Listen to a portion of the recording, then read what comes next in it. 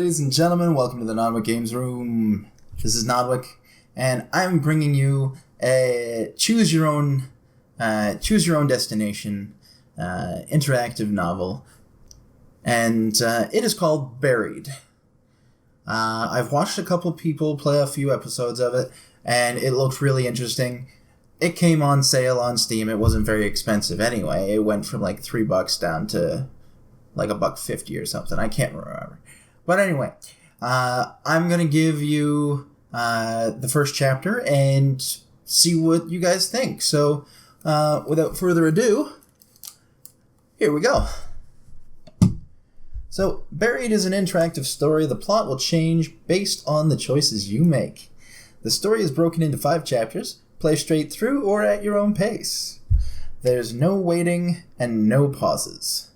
Enjoy and choose wisely. I love the ambiance. Alright. Here we go. Love this rumbling music. Not even music, it's just so eerie and buzzing. I open my eyes, and the first thing I want to do is scream. I'm flat on my back, and everything seems to hurt. The trees overhead look familiar. It's a clear night sky, almost beautiful.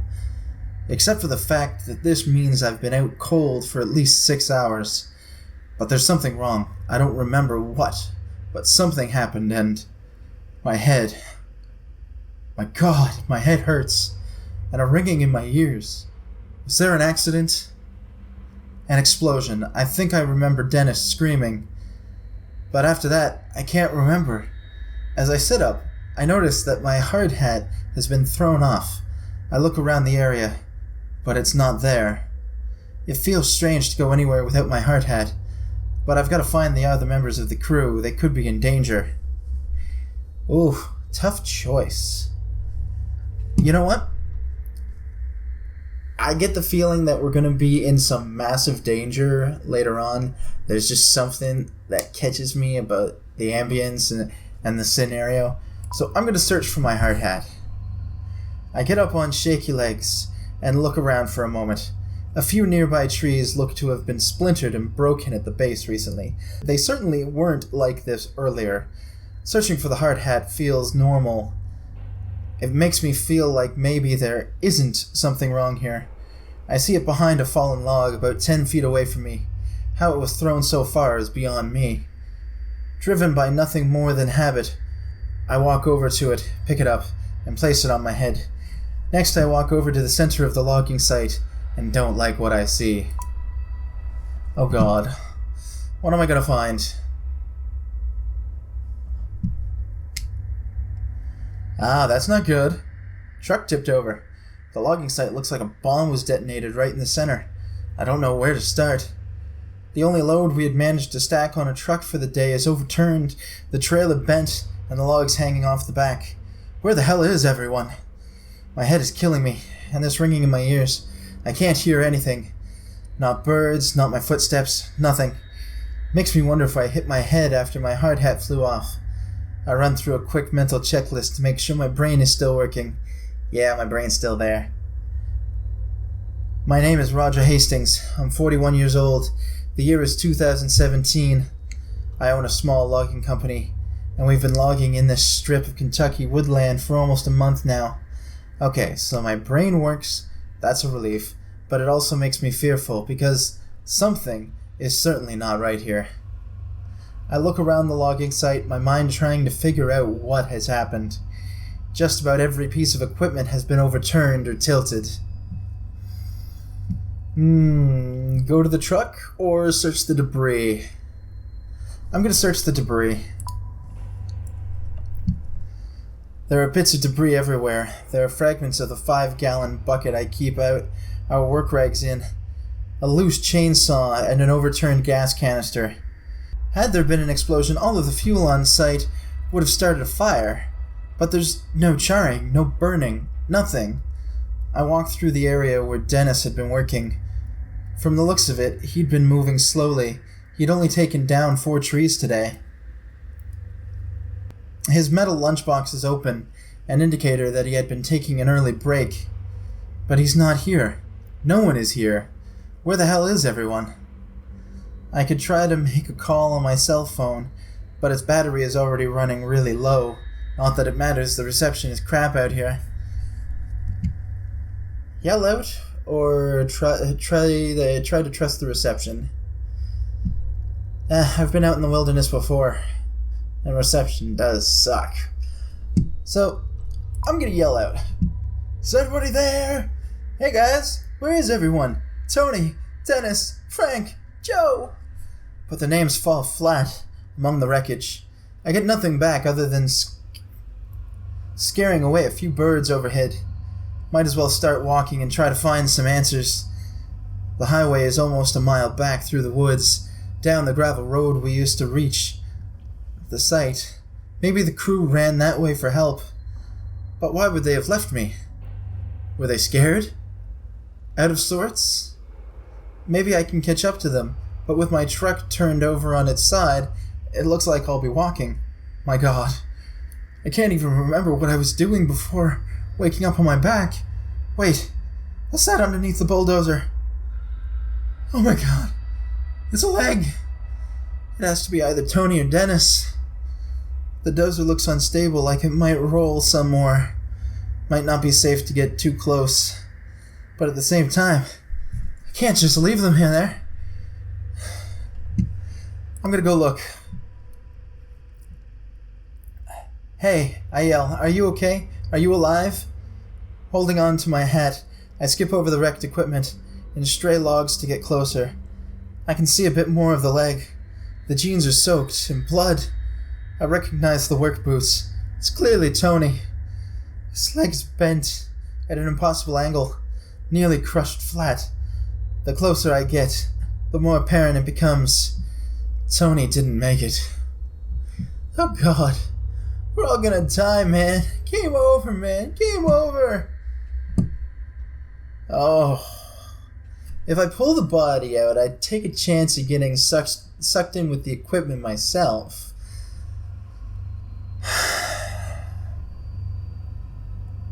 What a tough choice. Oh man. I'll leave the body alone. There's nothing I can do for him now. I start to back away slowly. In my shock, I stumble back, suddenly tripping over one of the stray logs. My head collides with one of the logs as I bite the ground, but my hard hat does its job. Thank God I decided to look for it earlier. But what's more startling is realizing Tony is dead. Looking at him, I feel something rising up in my throat, and I don't know if it's a scream or vomit. Maybe both. Scrum it. Oh God. But I have to push it away. If I lose my cool right now, there are too many questions that will go unanswered. Shit! I can't believe this. Tony. He had 2 boys. Coached his oldest son's baseball team. He was the hardest worker I had. And was one of the most honest and reliable men I knew. This isn't right. What the fuck happened? I can't stay here. I have to find Dennis, Frank, and Joe. I have to find out what happened here. Oh God. I'm shaking, folks. Like, you may be able to see it a little better. Yeah, there it goes. As I walk through the stacks of logs from the last week or so of work, everything feels frozen. This high-pitched sound in my ears is terrible. It keeps happening every few seconds. It sounds like it's coming from far away. Can't help but wonder, is it my ears or is something else? The silence out here is creepy, and there's a smell like the atmosphere after a bad summer storm. Oh God. Ionized air. I might as well admit, I'm a little scared. Everyone is missing, and it's dead quiet out here. It doesn't even seem to be a breeze to rustle the leaves and branches. My right knee hurts like hell. My head was hurting so bad before that I never noticed the pain in my knee. I must have heard it during the accident or something. Wait, is that Dennis? I see him sitting on the ground, motionless, about 30 feet away. Do I walk up to him? Or do I yell out? If I yell out and it's not Dennis, then I might be calling something over to me. But if I walk up to it and it's not Dennis, I'm in even more trouble. But if I startle him, I don't know what kind of guy Dennis is. Oh God, I'm gonna yell out. Dennis! Dennis, can you hear me? Dennis lets out a shout, like someone waking from a nightmare. He then looks back at me from the ground. Yeah, Roger, I hear you. He hollers back as I head over to him. Dennis is built like a wrestler and has the tough personality to match. But in this moment, he looks disoriented and even a little anxious. Though I'm glad to see him, the fear on his usually confident face is alarming. What the hell happened? What's going on? He asks. Do I tell him the truth that I can't find the crew? Or do I tell him what I think happened? You know, I'm an honest person, so I'm gonna tell him I can't find the crew. Missing? Where do you think they went? I'm not sure, I say. But it has me pretty freaked out. Something's not right here. Still sitting on the ground, he looks around the woods, as if he is just now understanding the severity of the situation. The equipment was overturned, the dozers too, I say, shifting my hard hat and wiping my forehead. You okay? Yeah, just shaken up. Me too. This might be the most intimate conversation Dennis and I have ever had. While he and I have always been on the good terms, we've never been particularly close. I've always respected him though. Sure, he's come to work a few times looking like he'd been in a bar fight at the night before, but I've always seen him do an enthusiastic impression of a dinosaur as he played with Tony's kids while they were waiting for their dad to finish up his shift. It's then that it hits me. Dennis and Tony were good friends. I'm not sure I want to rattle him with the news of Tony's death right now. Not before we know what's going on. But he has a right to know. Oh God. I need to be honest. I need to be upfront with him. I can't hide anything. Tony's dead. We're upfront about that. Dennis's eyes fixate on me, startled. He was crushed under the dozer. Dennis pauses for a moment, like he is trying to understand what I said. His eyes narrows and his bottom lip quivers. Shit! He says. I can tell that he is fighting back tears. He and Tony had been tight, almost like brothers. Hey, he adds quickly, as if trying to escape the reality of Tony's death. Did you see that light? No. What did you see? I don't even know, Roger. It was like this flare of white light. Came right up out of the ground like an explosion. Fuck. So there was an explosion. Maybe it was some equipment or... This was no equipment. Dennis interrupts, agitated. This huge ball of light came right out of the damn ground. I don't care where did it go. What did it look like? Like looking into the sun. It just feels like someone stabbed me in the eyes with a hot knife. When? I'm not sure.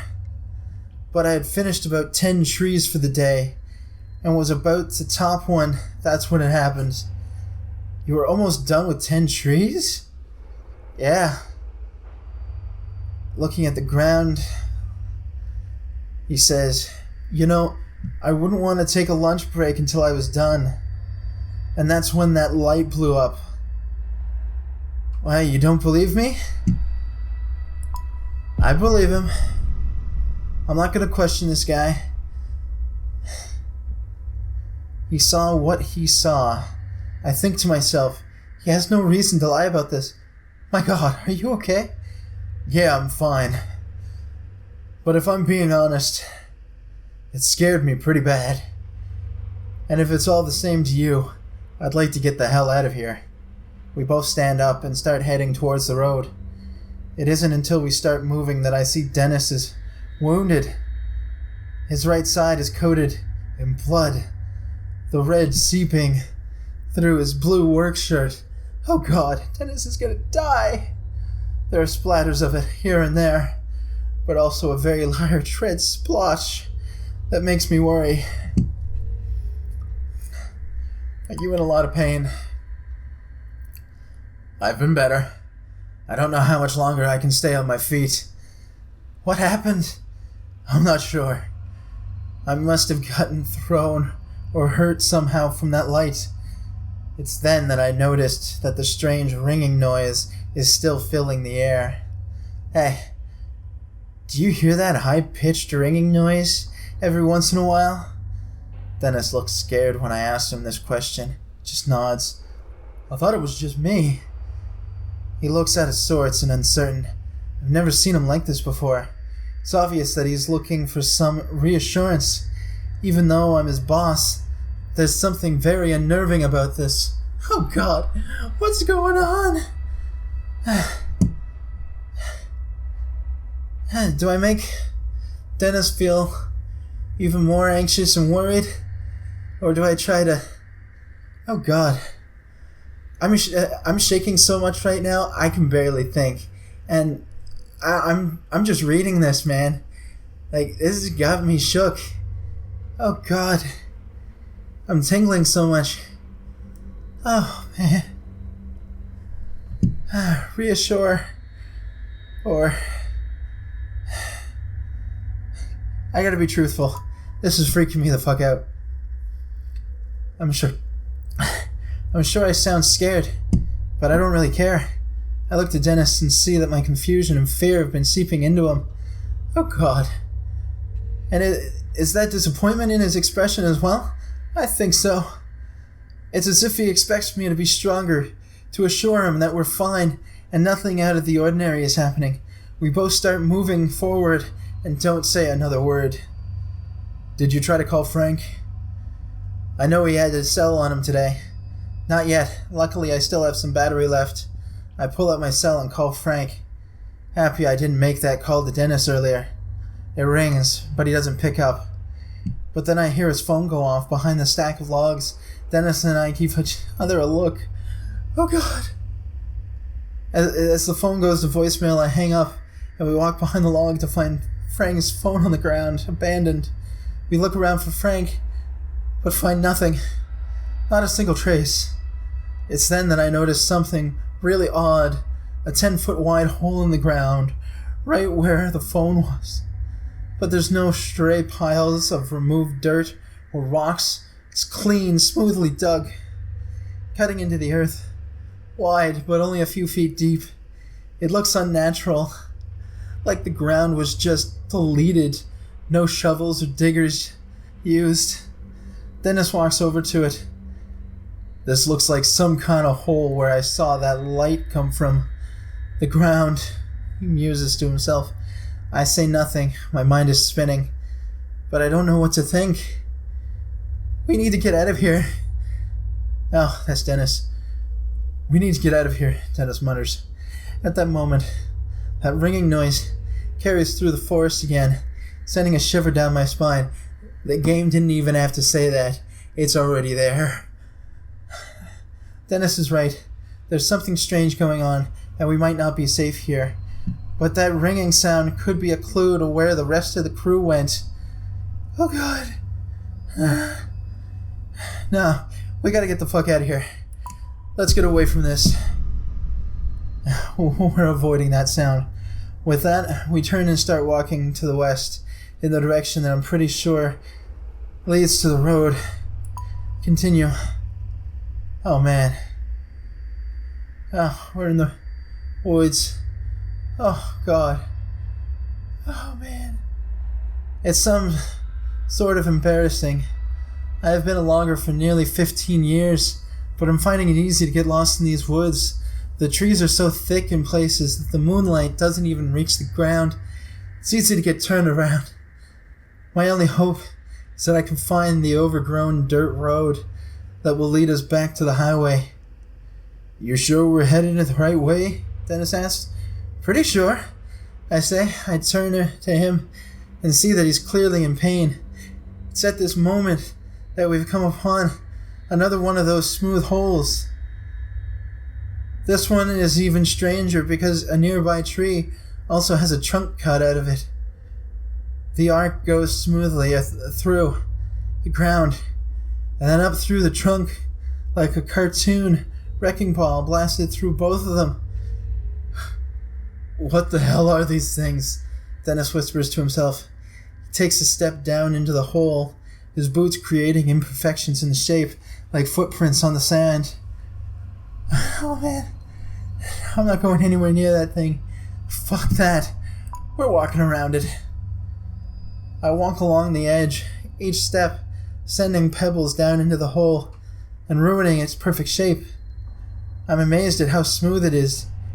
Even rocks that were under the earth have been shattered to fit the spherical shape. But as I'm noticing this, I notice Dennis's feet start to drag. Dennis, get out!" I start, but I don't finish. Before he can react, the ground is giving way, and he's falling. I try to step back, but the fissure that opens up disintegrates the ground beneath my feet as well. I cry out in surprise, and can barely hear Dennis letting out a curse as we go down into the earth. "Oh God, we're gonna die! Oh God!" Where the fuck are we? Oh God. The fall isn't a long one, but when I hit something a few seconds later, it hurts like hell. The wind goes rushing out of me when I hit, and a sharp pain flies through me. "What the hell?" I say once my breath is back. Beside me, Dennis is slowly rolling over to get to his feet. I look up and see the hole in the ground where we fell through. It looks like to be about 10 feet over our heads. It's completely dark, but there's a small flicker of light further into the cave ahead of us, and solid wall of rock behind us. Looks like the only ways out are further down the cave or up through the way we fell in. Dennis might be able to boost me up there, but with his injury, I'm not sure how stable he is. He might drop me. Oh God. Oh, this has got to be the toughest choice that's come up yet. I am really shaking, folks. I can barely take this. Oh God. Oh, I need to take a break. No.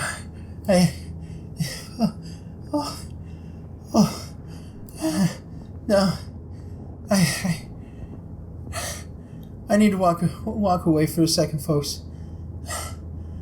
Oh God. I am shaking way too much. I can't do this. I just can't.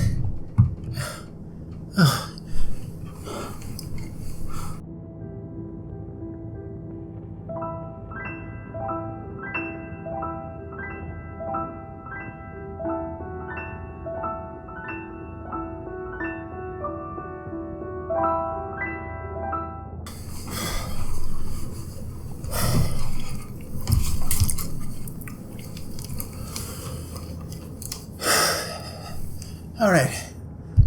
I'm back. I'm composed.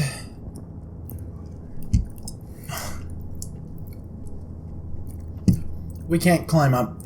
There's no way we'd make it. We're going into the cave. I decided we'd better not risk hurting ourselves trying to climb out.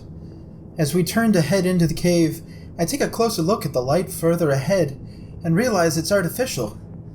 We both start heading towards it instinctively. As we step into the light, panic gently gnaws at me, because what I'm seeing makes absolutely no sense. It's no longer a cave or a hole. It's a long, sparsely lit corridor.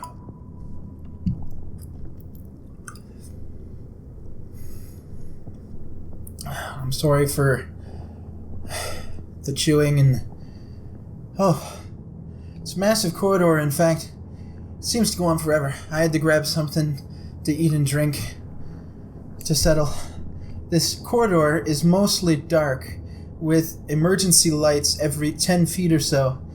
I turn to my left and see that there's a door which appears to lead upwards to the outside, but it's locked tight.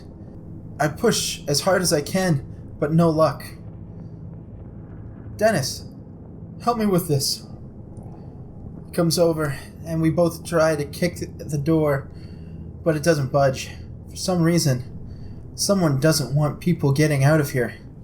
Looks like we're headed down the hallway. Like hell, we're making any noise. We're tiptoeing. I feel like a ghost. Like I truly have no business being here. That's because we don't. I have no clue what the fuck this is, but... I don't want to be here. Dennis leans on me for support. We move slowly, our feet not making a sound. If anyone is in here, I want to make sure they don't hear us. We tiptoe forward as softly as we can. As I carry Dennis to the far end of this otherwise featureless place, I see a flight of concrete stairs leading down. I have to set Dennis down on the floor. His weight is killing me.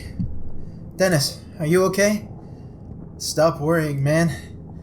I'll be okay. I just need a minute to rest. But looking at him, I'm not too sure. I can still hear the ringing noise every so often coming from somewhere in here. I look ahead at the concrete stairs, pointing towards them so that Dennis sees them. Can you make it down those stairs? He stands up slowly and is visibly making an effort to not fall back down. Oh God. I really thought Dennis was a goner. Yeah, he says, and sounds a little irritated. He starts for the stairs without me, and I have no choice but to follow. We approach the stairs, and by just looking at them, I get the sense that we're crossing some sort of line here. There may very well be no going back. Fuck! What did we do? Should I have gone towards the ringing? I don't know. I just don't know. Oh, God. As I head down the stairs, I notice that they look aged. That damned ringing noise is somewhere below, louder than ever. I feel like I'm walking down into the cellar of a haunted house, the light becoming scarce as the stairs take a slight turn. I can feel the temperature drop. Dennis makes it a few steps down before he is leaning on the wall. He's breathing like he just finished a marathon. So am I, man. Oh, I'm getting really freaked out. I'm not good with horror. Like, I love the horror genre, but there's just something about horror games gets to me every time. Right in the feels. Like, it's not a bad kind of feels. Scare the shit out of me feels. Do we give Dennis a break, or do we keep up the pace? If it were me, I would want to keep moving. Because in a horror movie, you don't stop. You don't stop. We're keeping up the pace. We need to keep moving. I'd rather figure out what this place is sooner rather than later.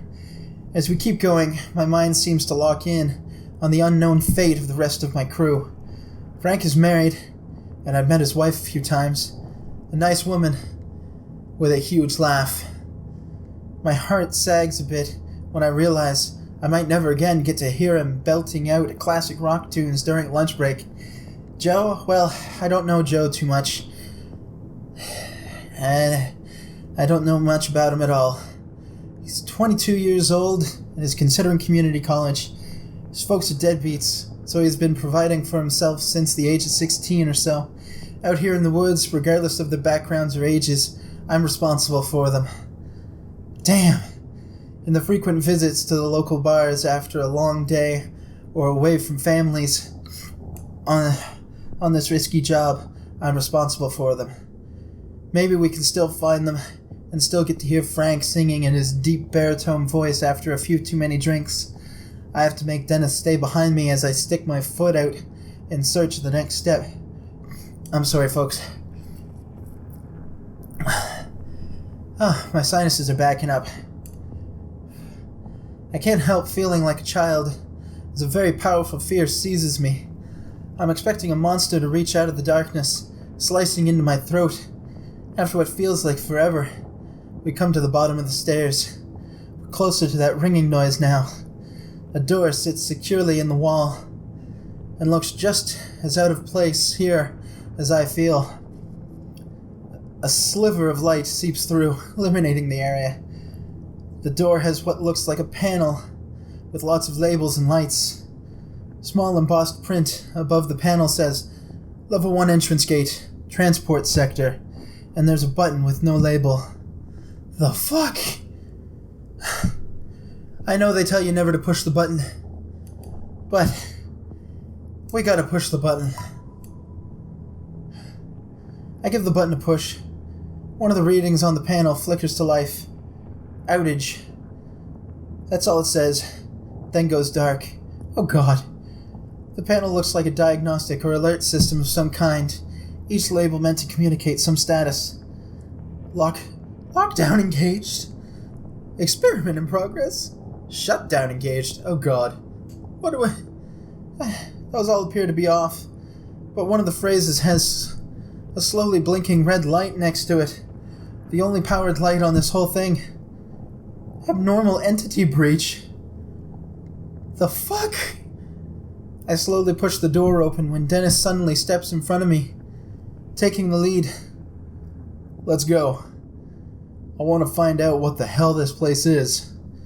Dennis walks through. That ringing or beeping or whatever it is gets a little louder. The door closes behind us with a click. Oh, fuck. Oh, we're stuck here now. I can't help but notice the wobble in Dennis's step as he lets out a grunt. You sure you're healthy enough to keep going? It doesn't matter. I don't want to be in the woods right now. He seems scared. Something I've never seen before. Angry, yes. Upset, yes. But Dennis is never scared. What did you see? I don't know what it was, boss. It was like someone had left a radio on, crackling. But we don't have any radios at the site. I don't know. It was like something in the forest was moving. I gave him a doubtful look, and he cast his eyes to the ground, frustrated. I know how it sounds, but I know what I felt.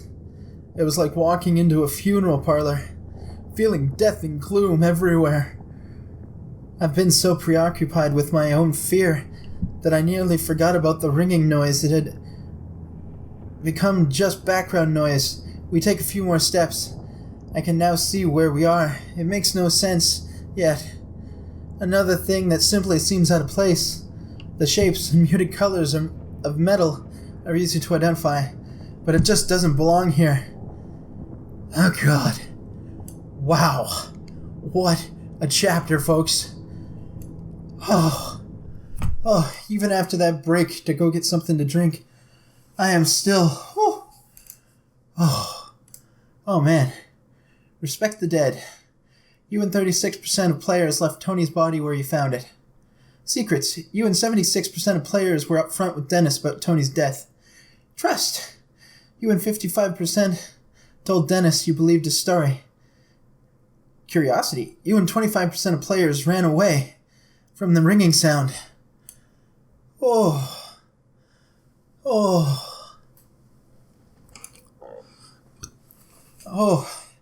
Well, that's enough for this episode. I'm freaked out too much to continue. If you liked what you've seen, make sure you give that button the scaredy spank and run away with your tails between your legs. Like, comment, subscribe, all that good stuff. This is Nodwik signing out of another episode, and I'll see you next time. Bye.